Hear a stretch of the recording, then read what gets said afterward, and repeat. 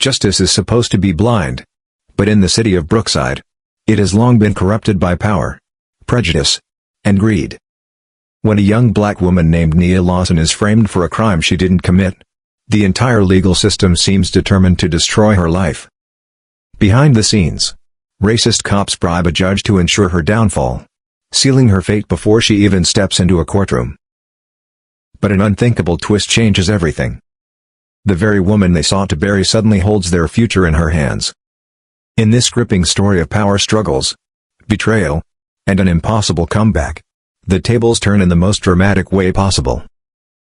Brookside was a city with a complicated and troubled past. Decades ago, it had been a thriving industrial hub, filled with bustling factories and hard-working families.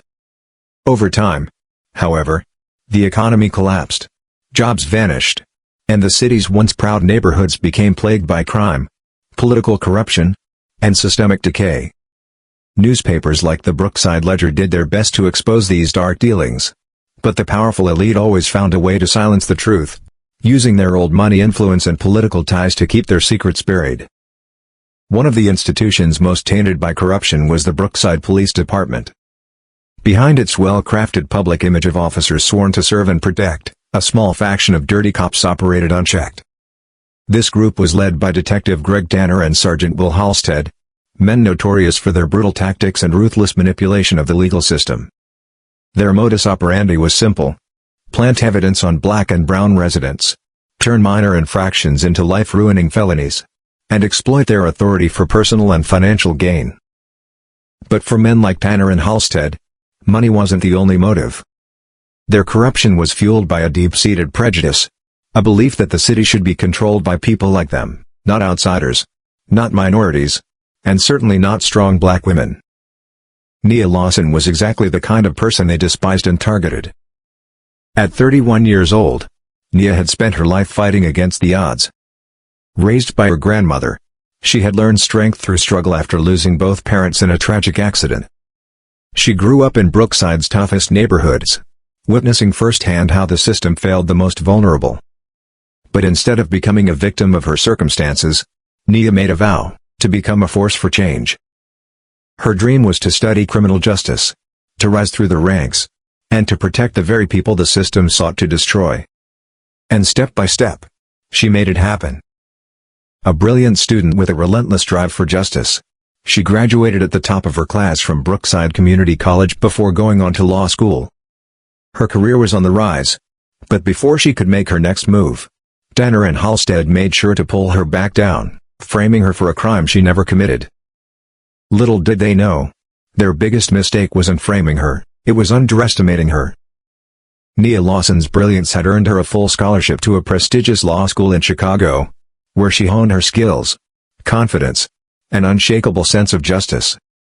But when she returned home to Brookside, determined to fight the systemic corruption she had witnessed growing up, she found herself stonewalled. Despite her impeccable qualifications, finding work in Brookside's legal system as a black woman, especially one known for challenging authority, was an uphill battle. The city, clinging to its old ways, wasn't ready to welcome a disruptor like Nia. Detective Greg Tanner had crossed paths with Nia before, and each encounter had left him seething. Whenever she witnessed misconduct, she was the first to raise questions, file official complaints, or even organize town hall meetings calling for police accountability. Tanner despised her. To him, Nia wasn't just a nuisance, she was a threat to business as usual. He saw her as an agitator, someone who refused to accept the status quo, someone who wouldn't be silenced. And that infuriated him. But it wasn't just her activism that got under his skin, it was her unapologetic refusal to back down. In Brookside, people like Nia were expected to stay in their place, to look the other way, to accept injustice as a fact of life. But Nia Lawson didn't play by their rules. Over time, Tanner made it his personal mission to intimidate her. He'd pull her over for bogus traffic violations, glare at her in court hallways, and even spread rumors linking her to local gangs. He wanted to break her. But Nia never wavered. She was on a path to change the system, and that terrified him. And then, one night, Tanner decided enough was enough. Detective Greg Tanner and Sergeant Will Halstead had long since abandoned any pretense of serving justice. Their names were whispered in fear and disgust, even among their fellow officers. They weren't just dirty cops, they were Brookside's enforcers, running a network of false arrests, stolen evidence, and backdoor deals that kept their pockets full and the city under their control. But Nia was a problem. A serious problem. Late one evening, in the dimly lit back room of the Rustwood Tavern, a low-key bar where off-duty officers gathered to drink, vent, and plan their next move, Tanner leaned forward, his whiskey glass swirling in his hand. "She's gotta go," he muttered, his voice low and deliberate. Halstead grunted in agreement, setting his empty glass down with a sharp clink. He didn't have to ask who she was. They both knew. Nia Lawson. "She's getting traction," Tanner continued, his voice thick with frustration. "People trust her. If she keeps this up, she's going to push for an investigation into police corruption. And if that happens..." He didn't need to finish the sentence. They both knew what it meant. Years of planted evidence, fabricated reports, stolen money, and brutalized suspects, everything they had built, would come crashing down. And worst of all? Nia had the knowledge, the drive, and the power to make it happen. Halstead sighed, rubbing his temple. "She's never even had a parking ticket," he muttered. "We need something big." Tanner's eyes narrowed, a wicked grin forming on his lips. "Then we'll give her something." "And a misdemeanor possession charge? That wouldn't even make a dent." Tanner leaned back, exhaling sharply. "She'd be out in a week. Reputation intact," Halstead muttered, shaking his head. They both knew a weak charge wouldn't stick. Tanner had orchestrated false arrests before, but never against someone as well connected as Nia Lawson. Judges, politicians, and even community leaders, they all respected her. They acknowledged her dedication to justice, even if they didn't always agree with her. If they wanted this to work, they had to make it ugly. "She has to look like the real deal," Tanner finally said. "Money laundering, drug trafficking, bribery. Something that makes the city recoil in horror." They sat there for hours, whiskey glasses empty, cigarettes smoldering in overflowing ashtrays, their hearts burning with hatred. The plan? Simple. Ruthless. They would plant evidence, fabricate a drug operation, and bribe a dirty judge to make sure Nia never saw daylight. Judge Anthony Calloway was the perfect pawn. He owed Tanner and Halstead more than a few favors. A gambling problem. A quiet DUI accident swept under the rug. They had dirt on him, and he had a career to protect. They would pin a major felony charge on Nia, ensuring no bail, no appeals, no mercy. By the time she fought her way out, she'd be ruined. A week later, the plan was in motion. Their first step? A paper trail. Halstead had contacts in Brookside's criminal underworld, small-time crooks who owed him favors in exchange for their freedom. Forged documents, phony ledgers, fake shipping receipts, fabricated text messages. In just a few days, they had enough to make Nia look like a key player in an out-of-state drug operation. But they needed more. And so, one night, under the cover of darkness, Tanner and Halstead broke into Nia's apartment. Black hoodies. Gloves. Stealthy as shadows. Tanner forced open a small side window, slipping inside while Halstead kept watch. Inside, they planted bags of baking soda, carefully packaged to look like cocaine. A burner phone, loaded with fake drug transactions and staged conversations, was tucked inside a drawer, its timestamps carefully adjusted to paint Nia as a trafficker. Kitchen cabinets. Storage closets. Even under the bathroom sink. When they were done, it looked airtight. The next morning, Tanner submitted an anonymous tip to his own precinct. A confidential informant had revealed that Nia Lawson was running a major drug operation. The tip landed exactly where he wanted it, on the desk of an officer too loyal, or too scared, to ask questions. The wheels of injustice had been set in motion. Within hours, A full-scale police raid was scheduled. And when it happened, it was a spectacle. Blaring sirens. SWAT officers in full tactical gear. Assault rifles drawn. It was never just about arresting Nia Lawson. They wanted to send a message. To humiliate her. To terrorize the community. To remind everyone who held the real power in Brookside. When the raid occurred, Nia was completely off guard. She was sitting in her small apartment, reviewing a community advocacy proposal, the very same proposal that aimed to hold corrupt cops accountable. And then, the front door exploded inward. "Get on the ground. Now!" Voices screamed. Heavy boots stomped across her floor. The sight of masked officers with rifles aimed directly at her chest sent a chill down her spine. Confused. Terrified. Outraged. But Nia knew that one wrong move could be the end of her life. She complied.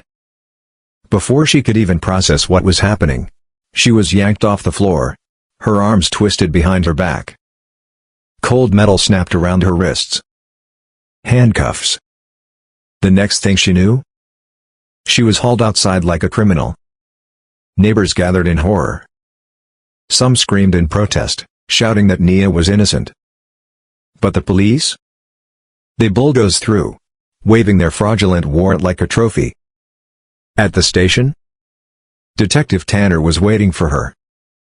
Smirking. Enjoying every second of it.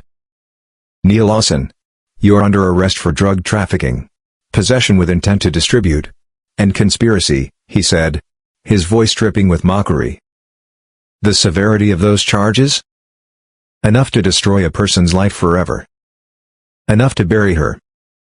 Nia felt lightheaded. Nauseous. She tried to speak, to protest, to demand to see a lawyer. But Tanner and Halstead just smirked, ignoring her words. That same day, Judge Anthony Callaway, after receiving his bribe, denied her bail. His justification? That Nia Lawson was a flight risk due to alleged ties with out-of-state criminals. It was a sham. But it worked. The headlines spread like wildfire. Community leader arrested in major drug operation. The Brookside Times ran story after story, painting Nia as a dangerous criminal hiding behind activism. No one printed the truth. That it was a setup. That it was a carefully orchestrated frame job by Tanner, Halstead, and Judge Callaway. And now, she was completely alone. Sitting inside a cold, claustrophobic holding cell, Nia felt the weight of the injustice pressing in on her. Fear. Rage. Disbelief. And an unshakable resolve. She knew she was innocent. And anyone who truly knew her would know these charges were absurd. But the fabricated evidence? The planted drugs? The phony burner phone and falsified financial records? They all pointed to her. For 3 days, Nia was kept in isolation, denied visitors, denied access to legal counsel except for a single phone call. Her grandmother, Evelyn Lawson, begged the police to let her see Nia. Her request? Denied. Again and again. In their eyes, Nia was already guilty. A kingpin. A criminal mastermind. A problem that needed to be disposed of. And every time she was escorted from her cell, she could feel it. The stares. The whispers. The taunts. Disgrace, they muttered under their breath. But they had no idea who they were dealing with. Because Nia Lawson wasn't just another black woman railroaded by a broken system. She was about to become the very force that tore it all down. Some officers looked at Nia Lawson with pity, convinced she was being framed. But none dared to speak up. Tanner and Halstead had too much influence. And in Brookside? Crossing the wrong people meant ruining your career. But despite the suffocating despair, Nia's mind refused to surrender. She had studied criminal law. She knew how evidence could be manipulated. And instead of letting fear paralyze her, she started formulating a plan. Timestamps. Witnesses. community members who could vouch for her character. She mentally mapped out every possible way to dismantle the lies that put her in the cell. But time wasn't on her side. With each day that passed, Brookside was turning against her. Social media exploded. Some people were outraged by the arrest, demanding the truth. Others? Convinced she was guilty. The local news repeated the police's version of events without question, fueling the rumor mill. Her name was being dragged through the mud. And if she didn't fight back fast, her entire future would be gone. The turning point came on the morning of her arraignment. For the first time since her arrest, Nia was escorted into a small, windowless meeting room. Inside, her court-appointed attorney, Ryan Keller, sat waiting with a thick folder of legal documents. He was young, overworked, and drowning in cases. But from the moment he met Nia, he believed in her innocence. He glanced down at the pages in his hands. "They have an overwhelming amount of evidence, Miss Lawson," Ryan said, flipping through the documents. His tone was grim. "But," he hesitated, frowning. "Something about it feels too perfect." Nia nodded. "That's because it's staged," she replied. "We have to prove it." Ryan let out a slow breath. "We're going to try. But Judge Calloway isn't making this easy. You've been denied bail, they're treating this like a major trafficking case. If we want to fight this," he exhaled, rubbing his forehead, "we're going to need a lot of proof. And fast." For the first time since her arrest, a small spark of hope ignited inside Nia. She wasn't alone. She had an ally. Even if he was underfunded and overworked. She had herself. Her mind. Her resilience. This system was designed to break her. But she would fight back. She would prove to Brookside, and the world, just how far corruption would go to destroy an innocent life. Meanwhile, across town, Judge Anthony Calloway paced anxiously in his lavish home office. A grand mahogany desk. Plush leather chairs. The walls lined with shelves of prestigious law books. But tonight? None of it felt comforting. His nerves were shot. His palms clammy with sweat. Because he had just finished a phone call with Detective Tanner. Tanner's voice had been smug. Confident. Arrogant. "Just stay the course, Judge," Tanner had told him. "Deny every appeal. Dismiss any inconsistencies in the evidence. Do that, and you'll be well taken care of." Calloway swallowed hard, gripping his glass of whiskey. He wasn't new to this game. He had cut corners before. Bent the law for the right price. But this was different. They weren't just locking up some petty criminal. They were railroading a woman with a spotless record. A woman the community respected. And the worst part? Calloway knew the evidence was fake. He knew Tanner and Halstead had orchestrated this. And still? He'd taken the bribe. Because he owed them. Years ago? Calloway had gotten himself into deep trouble. A gambling addiction that spiraled out of control. One night, he wrecked his car after drinking too much. Tanner covered it up. No arrest. No charges. No scandal. But favors like that always came with a price. And tonight? That price was Nia Lawson's life. As Calloway stared at his trembling hands, he tried to shake the growing sense of unease creeping up his spine. Something about Nia's case didn't sit right. But it was too late to back out now. Halstead had even hinted at a future promotion that Calloway would benefit from, if the right city positions opened up. But Calloway had bigger problems than career aspirations. He was drowning in debt. A crippling gambling addiction had bled him dry. His usual haunt? A hidden backroom casino on the outskirts of Brookside, where he regularly lost thousands in a single night. And now? The loan sharks were circling. Demanding payment. So when Tanner and Halstead approached him with an offer, a hefty sum, in exchange for ensuring Nia Lawson remained locked up and found guilty. Calloway hadn't hesitated, because fear and greed were powerful motivators. Yet despite everything, guilt gnawed at him. He had taken bribes before, made questionable rulings. But this was different. The entire community knew Nia Lawson, and framing an innocent woman for serious felonies wasn't something Calloway could ignore. Every time he glanced at the framed photos on his desk, his smiling wife, his 2 young daughters, a knot formed in his stomach. How could he face them, knowing what he was doing to someone else's child? Desperate for an escape, Calloway poured himself a generous glass of bourbon. He sipped it slowly, staring out of his dull office windows into the darkened yard. Beyond that, the city lights of Brookside glittered, a stark reminder of how many people lived under the mercy of a justice system that he was corrupting. He tried to justify his actions. If I don't do this, the loan sharks will ruin me. Danner will leak everything.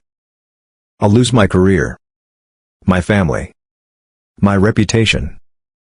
But that rationalization offered little comfort. He was in a trap of his own making. Years of crooked deals and reckless bets had led him here. And now? Everything was culminating in this one, high-profile injustice against Nia Lawson. With a shaky hand, he finished his drink and set the glass down on his mahogany desk. Tomorrow, he would walk into Brookside County Courthouse, where he was presiding over overflow cases. Tomorrow, he would publicly brand an innocent woman a criminal. And he loathed himself for it. A silent vow formed in his mind. Just one last job. After this, I'm out. But that was a lie. Because once you let corruption own you, there's no getting out. And Calloway would soon learn that the price for redemption was far higher than he could ever pay. Meanwhile, while Nia sat in jail, the community she worked so hard to uplift did not remain silent. For years, she had built strong connections with neighborhood leaders, with local business owners, with civil rights activists.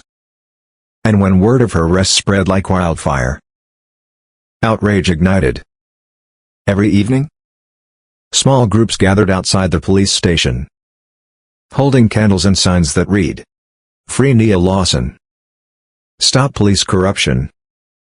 The protests started small.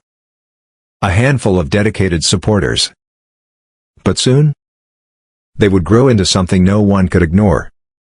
Their numbers swelled day by day.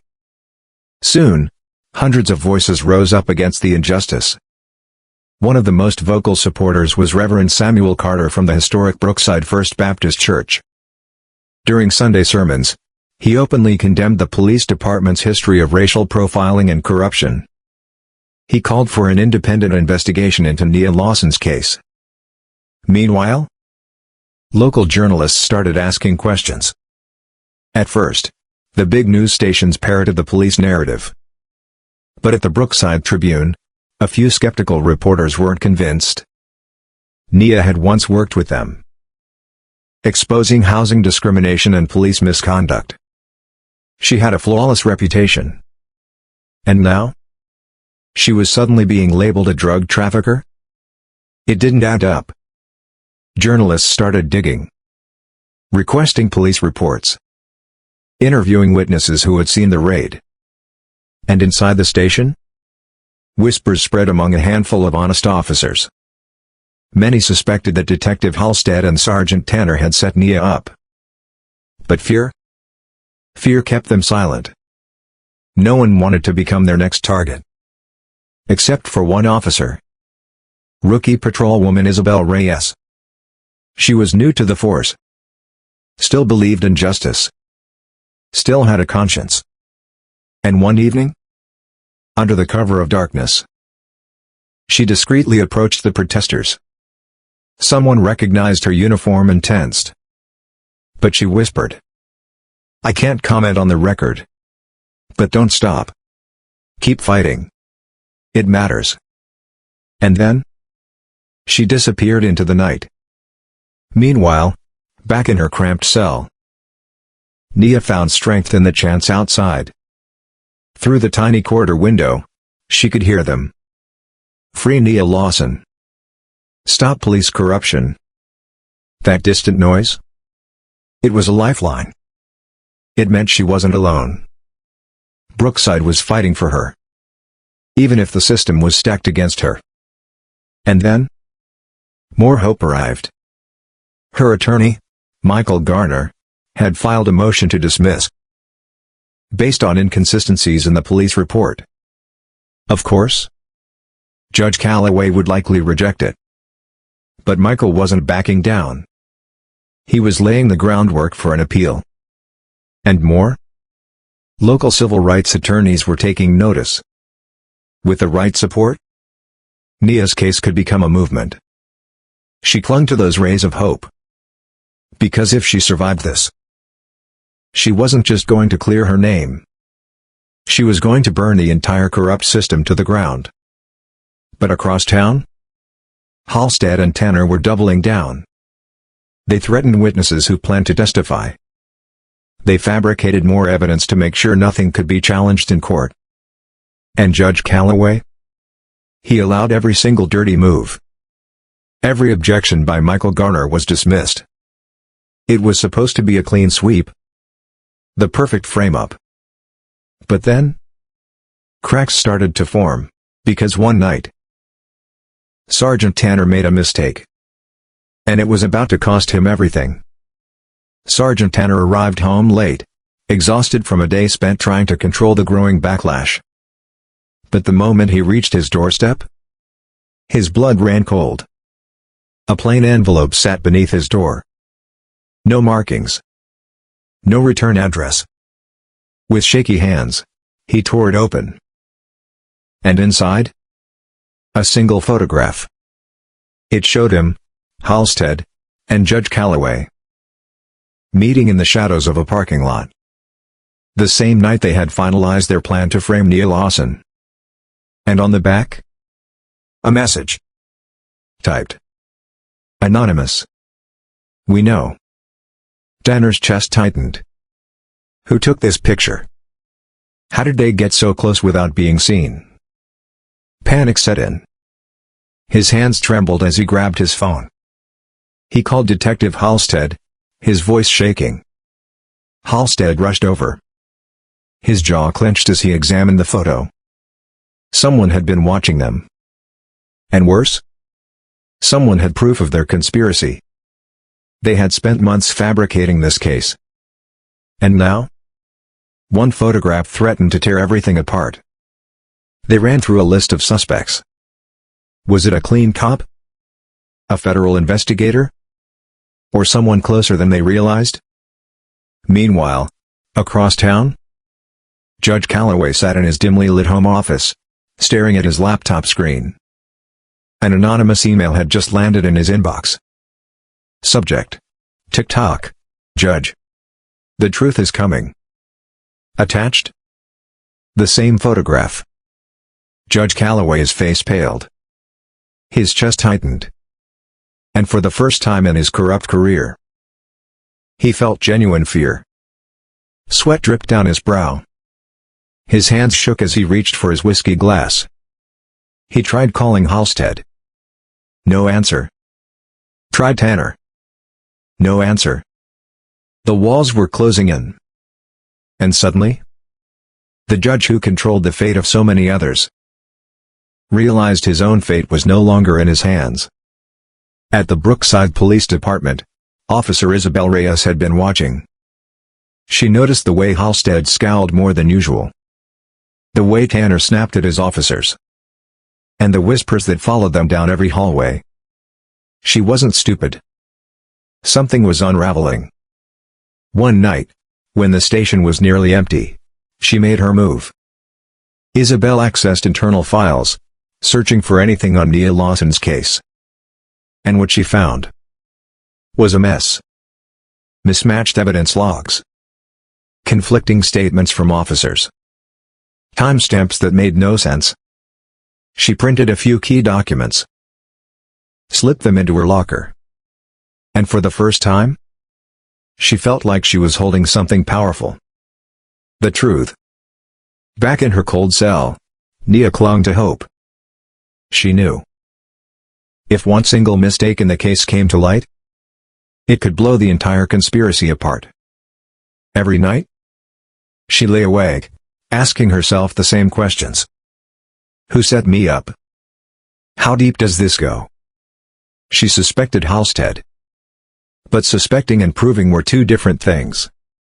What she didn't know was that the cracks in their frame-up were already forming. Isabel's discovery. The mysterious photographs. The anonymous threats. The once untouchable cops were starting to lose control. And karma was knocking on their door. Outside the courthouse, Brookside was rising. The protests grew louder, more organized. And now, they weren't just demanding Nia's freedom. They were demanding justice against the entire corrupt system. Signs flooded the streets. Free Nia Lawson. Stop police corruption. Local musicians wrote songs of resistance. And at Brookside First Baptist Church, Reverend Carter called for a full investigation into the police force. The movement was spreading. And as Nia's trial date approached, Halstead, Tanner, and Calloway knew one thing for certain. Their perfect plan was about to crumble.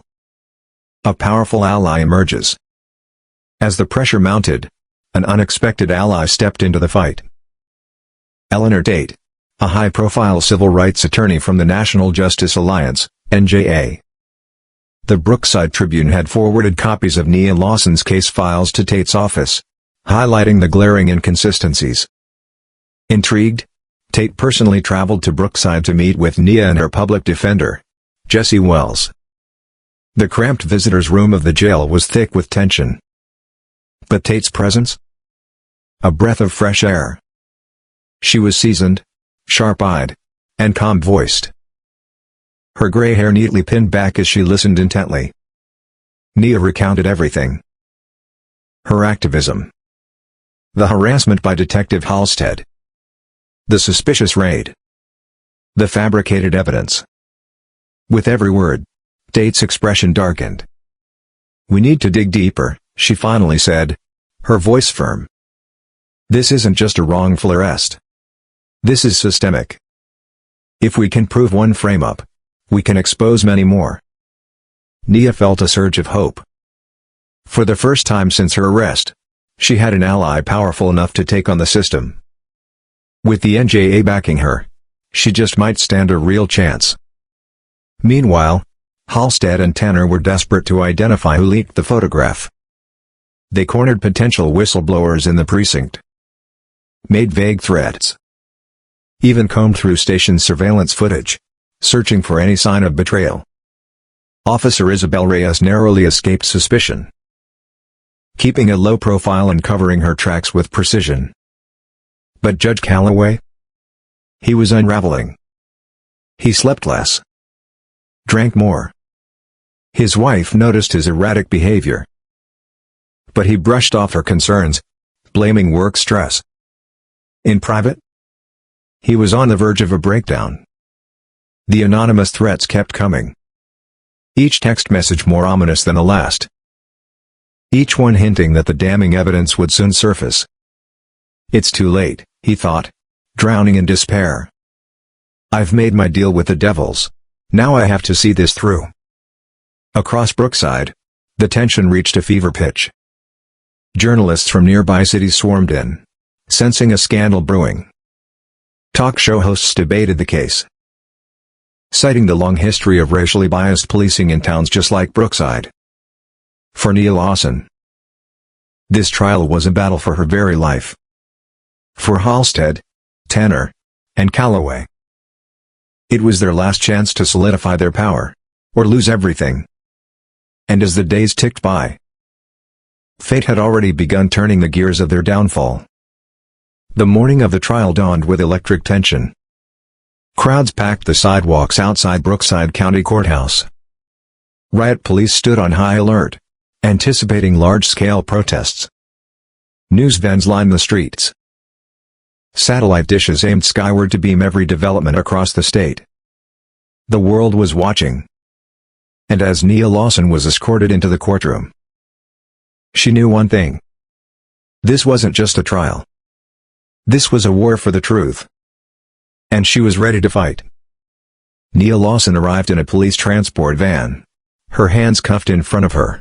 She wore a conservative navy blazer and skirt, provided by her grandmother, Bernice Lawson. Despite the blinding flashes of cameras and the hushed murmurs, she held her head high. Inside the packed courtroom, she took her seat at the defense table beside Jesse Wells and Eleanor Tate, who had officially joined as co-counsel. On the other side of the aisle, the hand-picked prosecution team, assembled by Detective Halstead, shuffled their files in cold efficiency. Meanwhile, Halstead and Tanner sat smugly in the gallery, dressed in suits, pretending to be concerned investigators. Judge Calloway entered the courtroom with a rigid posture. But the dark circles under his eyes? They betrayed the weight of his sleepless nights. The deputy district attorney opened with a damning narrative. Nia Lawson, once a respected figure in the community, has been unmasked as the mastermind behind a major drug operation. The prosecution painted her as a criminal mastermind, a dangerous woman hiding behind a respectable image. Their entire argument hinged on two key pieces of evidence. 1. The drugs discovered in her home. 2. The anonymous tip that led to the raid. But Eleanor Tate? She was ready. She rose slowly, her eyes locking onto the jury. "How easy is it to fabricate evidence?" she asked, her voice calm but piercing. She challenged the logic of the charges. Pushpin, would a woman like Nia Lawson, who had dedicated her life to criminal justice, suddenly become a kingpin overnight? Pushpin, would she recklessly store drugs in her own home despite years of experience exposing corruption? Pushpin, and most importantly, why did this case emerge just as she was gaining power in Brookside? Though Tate never directly accused the police of setting Nia up, the implication was clear. A calculated silence filled the courtroom. Judge Calloway shifted in his seat. He was supposed to be impartial, but deep down, he was part of this scheme. And so, he began ruling in favor of the prosecution. Pushpin, allowing highly questionable evidence. Pushpin, overruling Tate's objections. Pushpin, blocking any attempt to cast doubt on the police's narrative. The defense team exchanged knowing glances. They weren't just fighting the prosecution. They were fighting the very judge overseeing the case. Beyond the walls of the courtroom, the protests grew. Pastor Clarence Wright stood before a growing crowd, leading prayers. They chanted, "Justice for Nia." The streets of Brookside were charged with tension. Even as she sat in the courtroom, Nia could hear the echoes of their voices. She occasionally glanced at Judge Calloway, wondering if the rumors of his corruption were true. She studied Halstead and Tanner. Their smug expressions, their false confidence. Did they truly believe they could bury her without facing consequences? As the first day of trial closed, whispers filled the courtroom. The prosecution's case seemed airtight. But Tate and Wells knew the truth. Pushpin, the evidence was staged.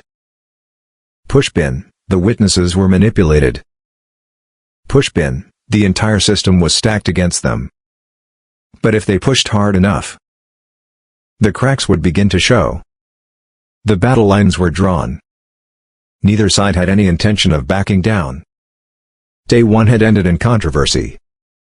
And Brookside was holding its breath for the next chapter in the fight for justice. The cross-examination that changed everything. The prosecution began its second day of arguments by calling their star witnesses. The officers who conducted the raid on Nia Lawson's apartment. One by one, they took the stand, testifying about Black Check Mark, the anonymous tip that led to the raid. Black Check Mark, the suspicious items found in her home. Black Check Mark, how Nia looked nervous and agitated at the time of her arrest. On the surface, their accounts lined up perfectly with the fabricated evidence. But when Eleanor Tate began her cross-examination, the cracks started to show. Tate approached the witness stand, holding a thin folder of documents. She offered a polite smile, but her eyes were sharp with purpose. Pushpin, Officer Clark, can you clarify the timestamp on your body camera footage? Clark shifted slightly in his seat. He fumbled through his notes before offering an approximate time. Tate raised an eyebrow. Pushpin, interesting. She lifted a copy of the official arrest report for the jury to see. Pushpin, your body cam shows you entering the building at 9:52 p.m. but the arrest report states that the raid began at 10:15 p.m. Which one is correct? A noticeable silence filled the room. Clark's face twitched as he searched for an answer. Next on the stand was Sergeant Tanner. He maintained a cool expression at first. But when Tate pressed him on the chain of custody for the cocaine found in Nia's apartment, his confidence cracked. Pushpin, Sergeant. The evidence log shows you signed for the substance at 10:02 p.m. Pushpin, however, the police transport logs indicate you left the scene at 10:05 p.m. Can you explain how you processed the drugs while already off-site? A hush fell over the courtroom. Tanner's brows furrowed as he stuttered, searching for a plausible explanation. But none came. Judge Calloway interrupted multiple times, issuing warnings to Tate. Pushpin, move along, counselor. Pushpin, let's not get lost in technicalities. But the jury had heard enough. Tate was systematically proving that the police's case was riddled with inconsistencies. Sitting in the gallery, Detective Halstead's jaw clenched. The defense was unraveling the case, piece by piece. He tapped his foot anxiously, throwing urgent glances at Judge Calloway, as if begging him to intervene. But even Calloway couldn't outright dismiss these glaring contradictions. Not without exposing himself. Beyond the courthouse doors, the protests continued. Fire, justice for Nia. Fire, stop corruption now. The movement was growing. That night, Officer Abby Martinez stood at the edge of the crowd. Her heart pounded. She knew she was taking a huge risk, but she couldn't stay silent. Slipping a plain envelope into the hands of a community organizer, she whispered, "Pushpin, there's more." Inside the envelope were copies of internal police documents. More contradictions. More lies. If Halstead ever found out what she'd done, she could lose her job. Or worse. But she couldn't let them win. By the end of day 2, the once airtight case was showing hairline fractures. And yet, the biggest revelation was still coming. Dayton Wells had hinted at a surprise witness. Someone whose testimony could blow the case wide open. The courtroom buzzed with speculation. Pushpin, was it a whistleblower? Pushpin, an inside source? Pushpin, a hidden witness? And most importantly, Pushpin, would it be enough to bring the entire scheme crashing down? By the third day of trial, the courtroom was charged with tension. The rumors had spread. Pushpin, the defense had a surprise witness. Pushpin, someone who could expose the truth.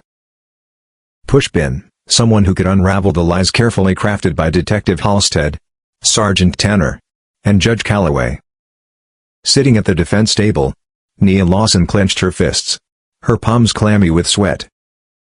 Across the room, Halstead and Tanner exchanged uneasy glances. Judge Calloway tried to maintain his composure, but his twitching fingers drumming against the bench gave him away. After a morning of procedural testimonies, the moment finally arrived. Pushpin, Eleanor Tate rose from her chair. Pushpin, Your Honor, the defense would like to call Officer Abigail Martinez to the stand. A wave of shock rolled through the courtroom. Fire, Halstead's expression twisted in fury. Fire, Tanner looked as if he'd been sucker punched.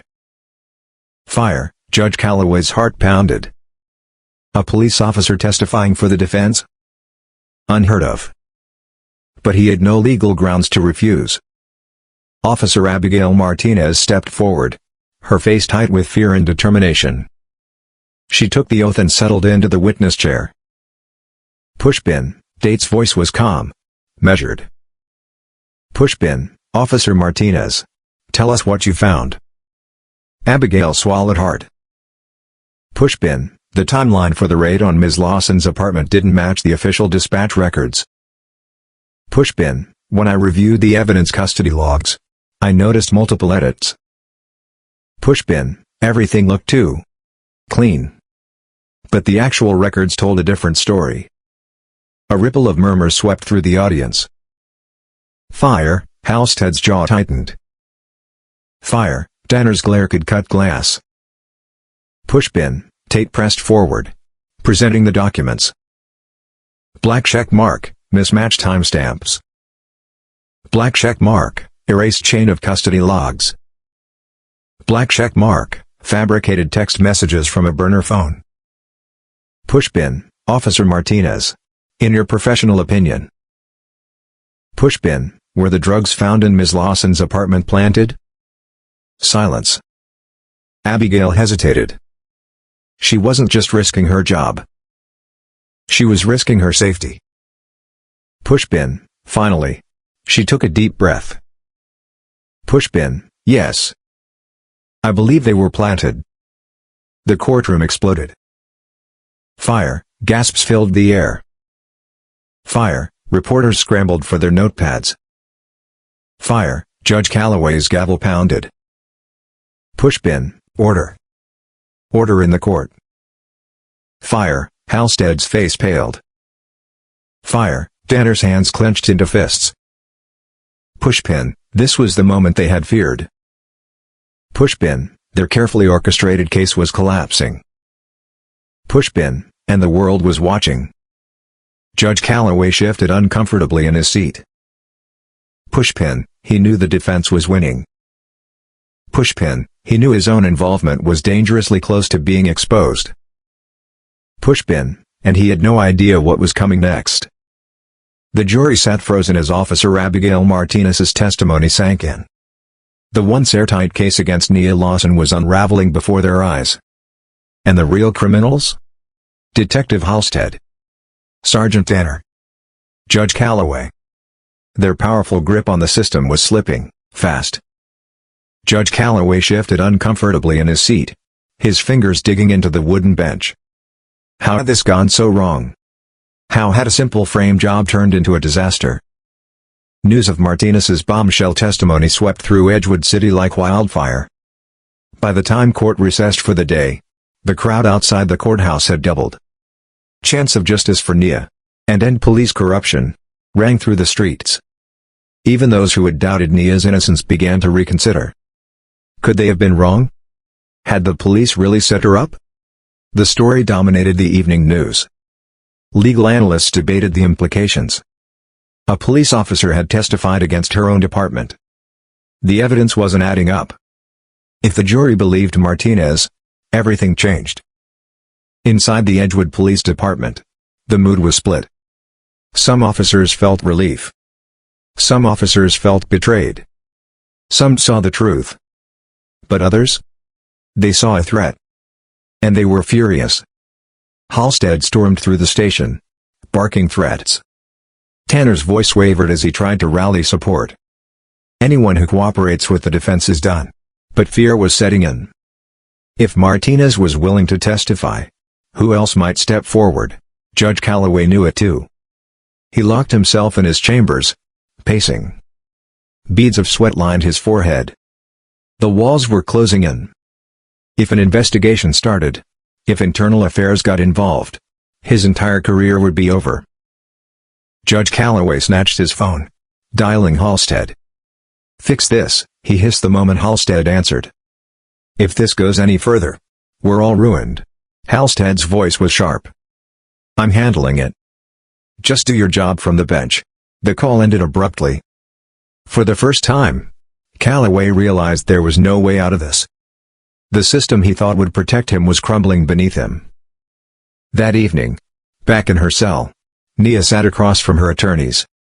Eleanor Tate and Glenn Winters had arranged a late-night meeting. And for the first time since her arrest, Nia felt hope. "We found clear evidence of tampering," Tate told her, her eyes sharp with conviction. "With Officer Martinez's testimony, we can push for a forensic analysis of the so-called drug stash. If the judge refuses, we appeal immediately." Nia exhaled, pressing her hands together. Relief. Fear. Determination. This fight wasn't over. But for the first time, the system that tried to bury her was. The courtroom to deliberate. The tension was suffocating. Michaela sat still, her hands clasped tightly, her breath steady despite the storm raging inside her. She had done everything she could. Now, it was in the hands of 12 strangers. Judge Porter, still pale, announced a recess. He excused himself quickly, retreating to his chambers, where he collapsed into his chair. His heart pounded as he poured himself a drink with trembling hands. He had spent years bending the law to serve his own interests, but this was spiraling out of control. He had thought he could suppress the truth, but now it was tearing through the courtroom like wildfire. Meanwhile, Drummond and Collins sat together in a side room, seething. "This isn't over," Drummond hissed, gripping the arms of his chair. Collins ran a hand over his face. "It is," he muttered. The jury saw right through it. "We're done." Less than 2 hours later, the jury returned. The courtroom fell into a hush as they took their seats. Michaela inhaled sharply, gripping the edge of the defense table. "Madam Foreperson," Judge Porter said, voice strained. "Has the jury reached a verdict?"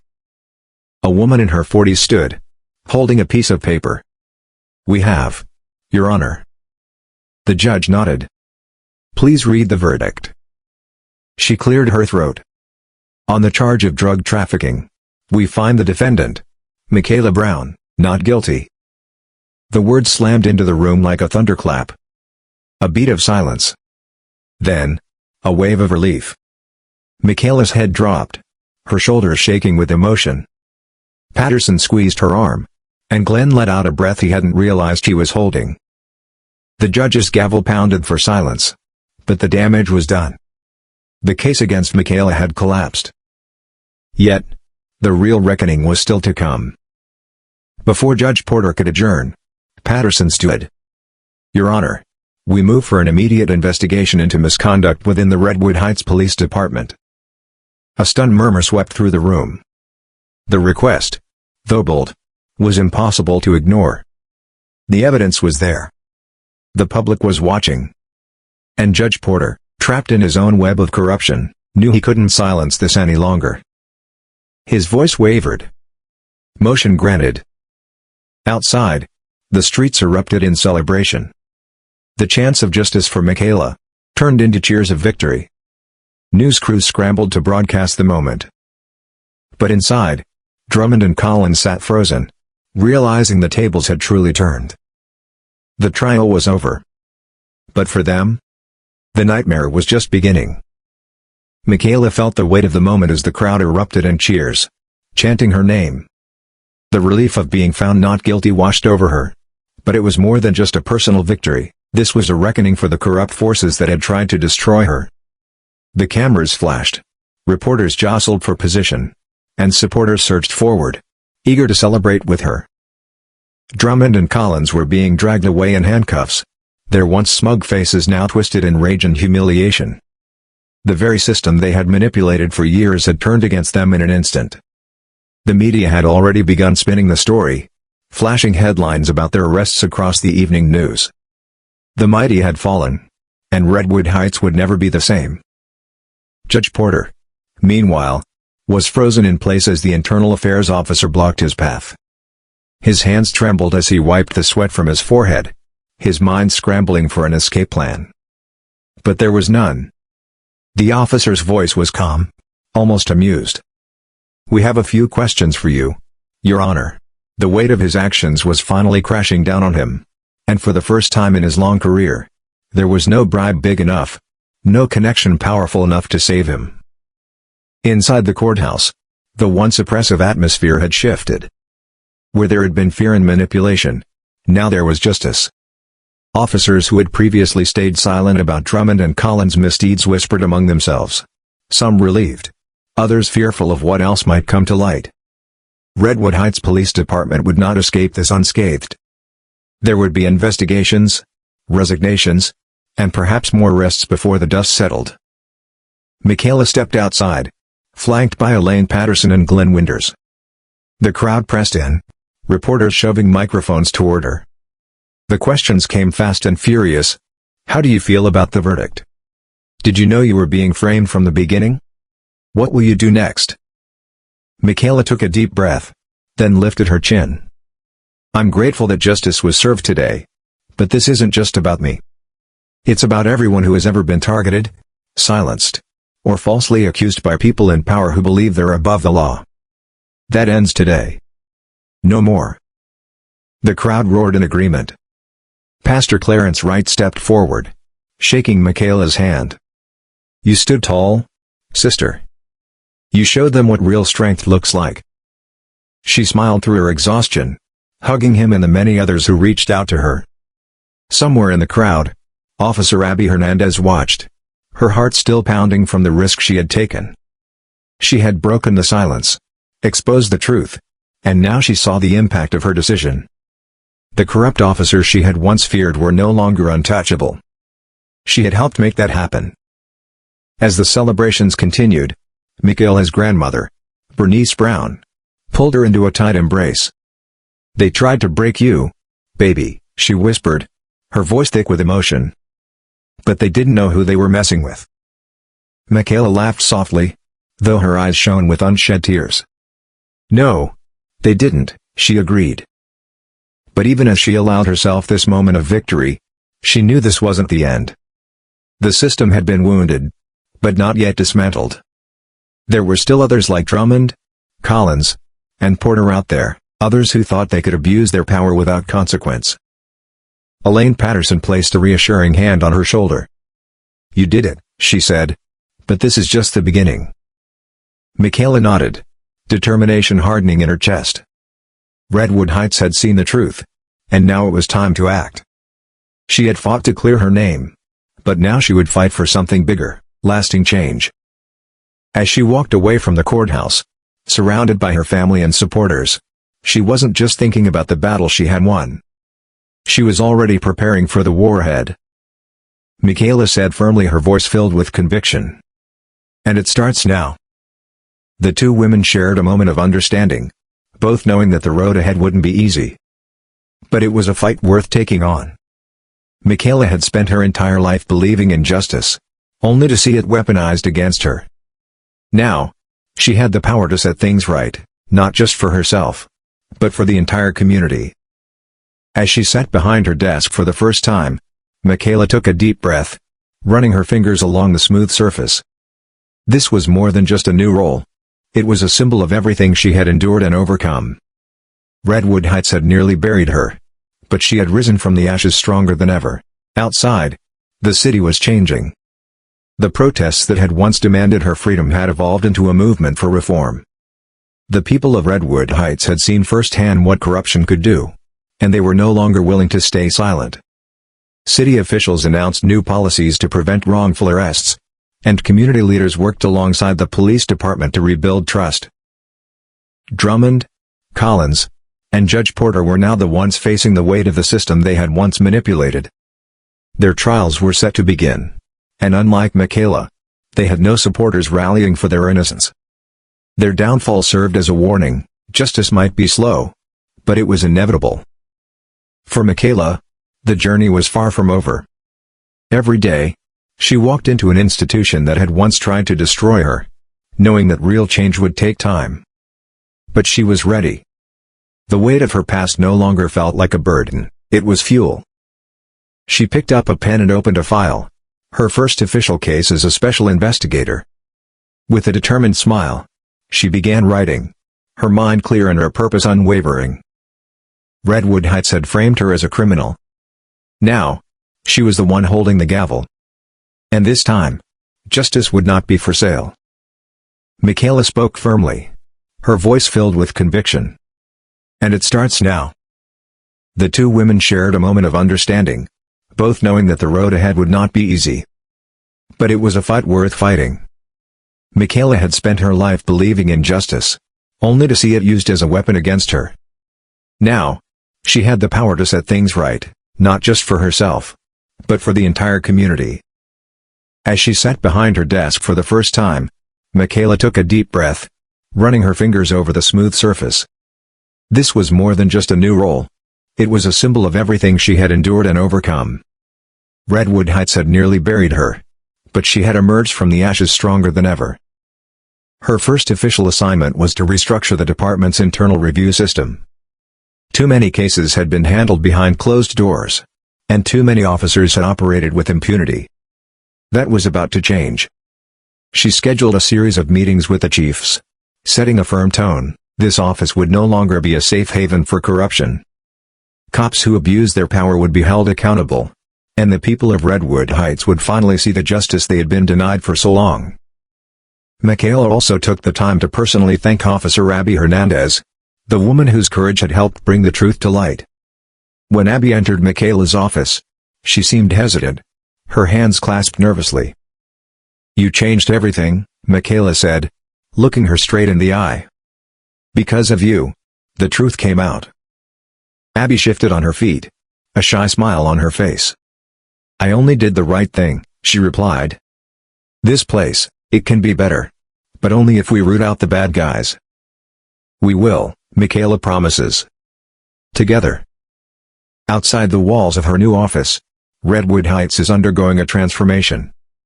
The protests that were once aimed at freeing Michaela have morphed into a larger movement for police reform. The city council, feeling the pressure, has announced a series of initiatives, including independent oversight boards and new policies aimed at preventing wrongful arrests. For the first time in years, the people of Redwood Heights feel their voices are being heard. Meanwhile, those who tried to destroy Michaela are facing their own reckoning.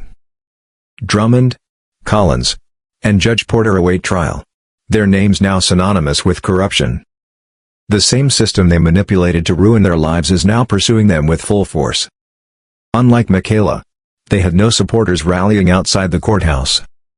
No chants of justice were ringing out in their support. They had built their careers on lies, and now they would face the consequences.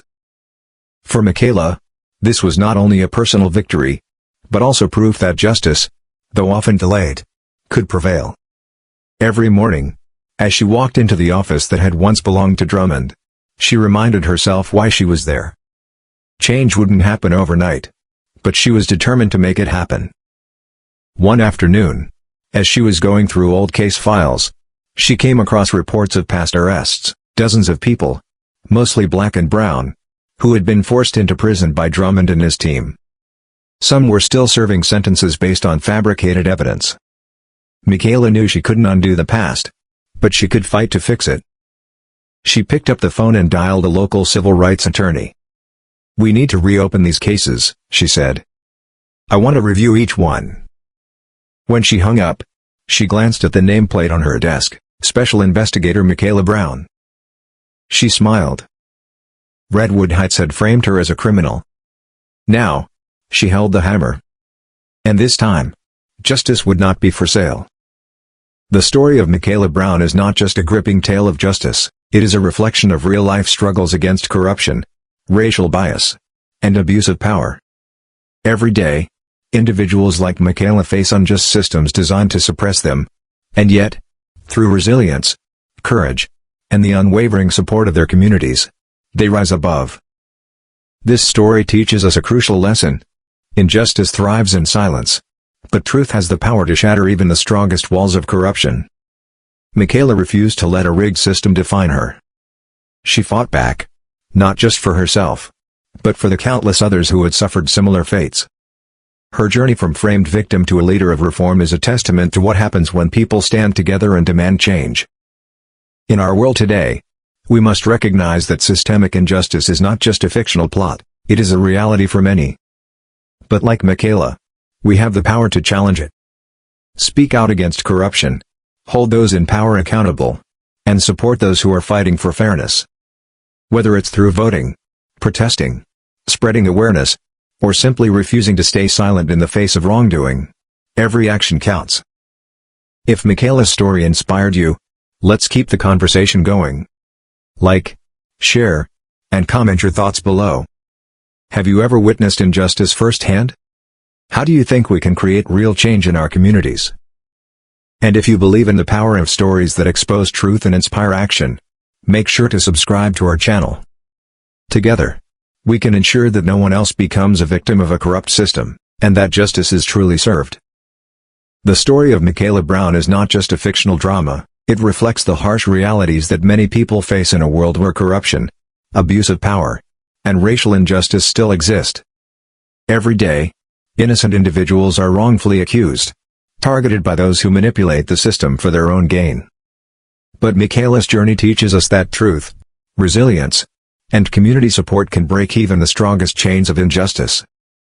In today's world, we must stay vigilant. Corruption thrives in silence, and those in power will continue to exploit the vulnerable unless we take action. Whether it's in the legal system, workplaces, or even in our communities, standing against wrongdoing is not just an option, it's a responsibility.